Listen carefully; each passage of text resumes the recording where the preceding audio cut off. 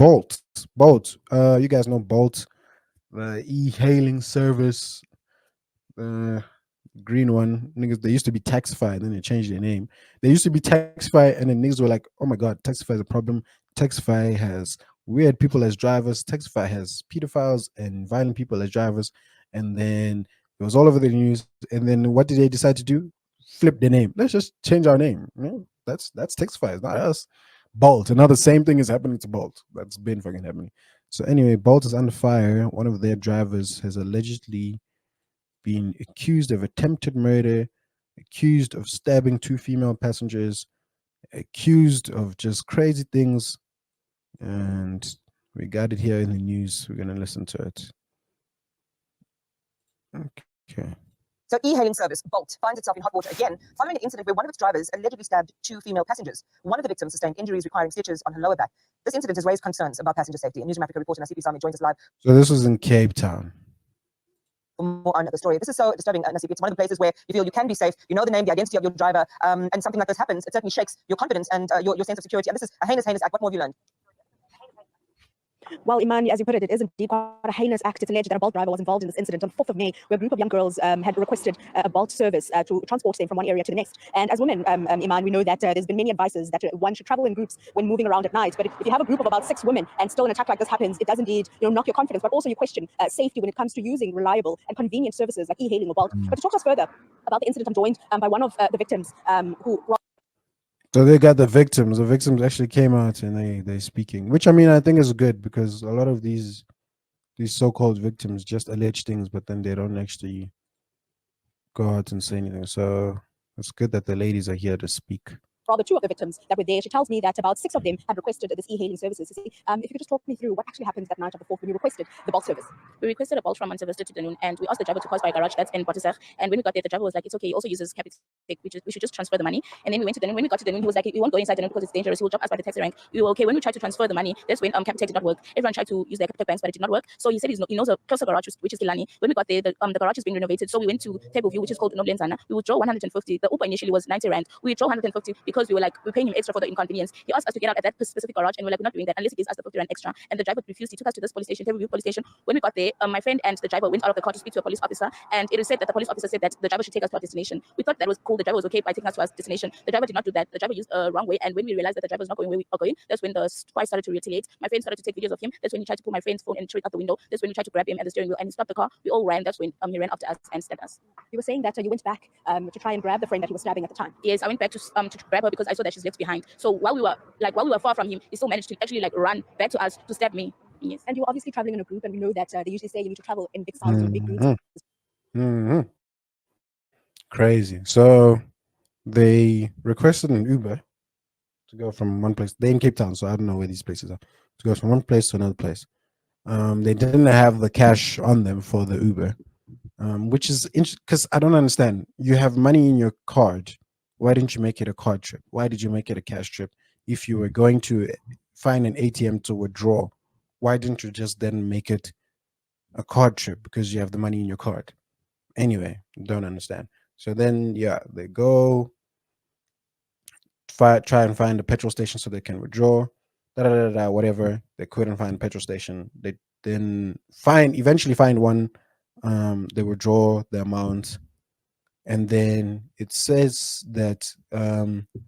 So he says they're saying that the driver told them to get out at that petrol station where they withdraw because their trip has ended.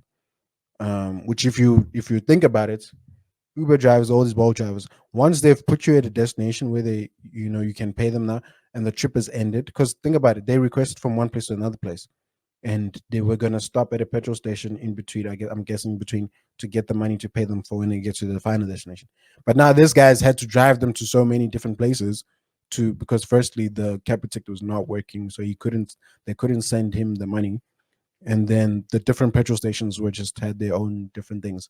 So now once he finally drops them at one petrol station and they're able to get the money, they're supposed to pay him, and then he goes. You know what I mean? So that's what he was doing. He was like, "Okay, I've dropped you at this petrol station.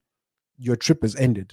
Thank you, pay me. If you want to go somewhere else, you're gonna have to request for another one." Because I mean, I'm sure the driver now doesn't want to take them to another place because he's just had to fucking drive around, looking for. Anyway, so that's that. And then they insist, no, no, no, no, no, you're not gonna just leave us here. What? So I guess they get in the car. He then decides to take them to the police station. Takes them to the police station. Police saying, no, you have to take them. I don't know. Why didn't the police just take them to their destination? Also, this police, like, you guys have cars. You guys, why can't you just take, like, how many were there? There were 3 or 4 passengers. Take them to the destination. Like, I mean, I'm not saying you guys are not doing anything in work, but like, you're police, you're civic servants. You're supposed to do something. If someone needs assistance, they need to go somewhere. You can take them there. It's not like you're their driver now, but it's like, why does the Bolt driver? The Bolt driver just already took them to the police station. Now he has to be forced to take them to the destination. Mind you, like, this guy doesn't work for them. So anyway, then obviously fight ensued, trying to take the phone, stabbing. This thing about running back and stab, I don't know. For me, that doesn't make sense. If you're fighting some people and then they get away, and then now you still go run back to stab them, how? Like, how does it run back and then he sees you and then just like, because she just says he ran back to stab us, but how did he stab you guys? You're not just going to stand and wait for them to stab you. So how did he run back to come and stab you guys? Did you guys do anything? Did you guys try and fight back? Did you guys scream? Did it what? I'm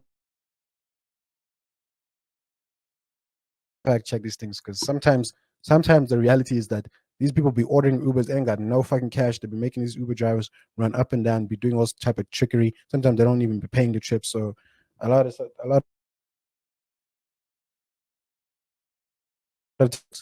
they've had a history of their shitty ass drivers and doing some crazy shit. So for me, it's like a 50-50 situation. As females to avoid incidents like this, but it still happened.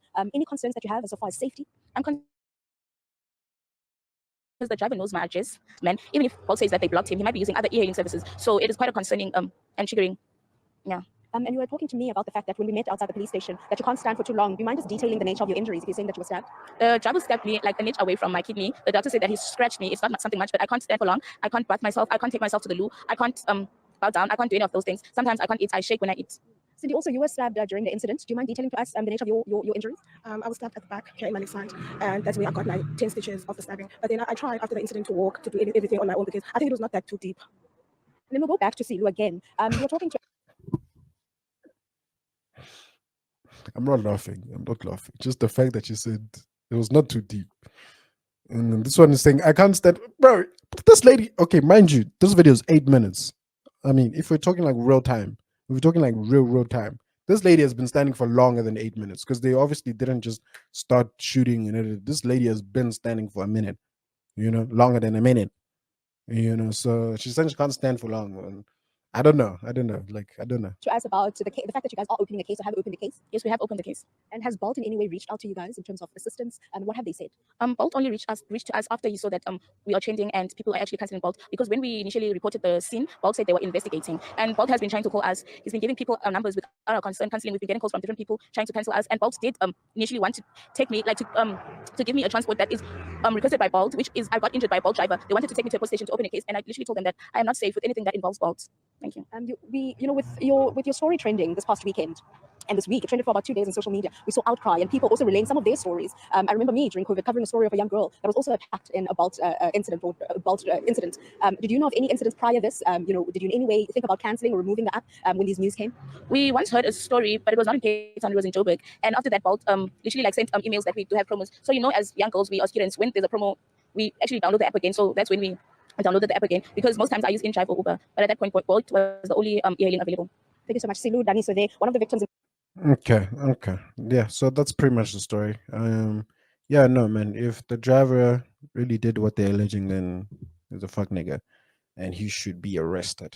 But if it's a he said, she said type vibes, and because we need to hear the driver's side, to be honest. And I think there was a video where the driver is actually speaking, because I think he handed himself in, actually.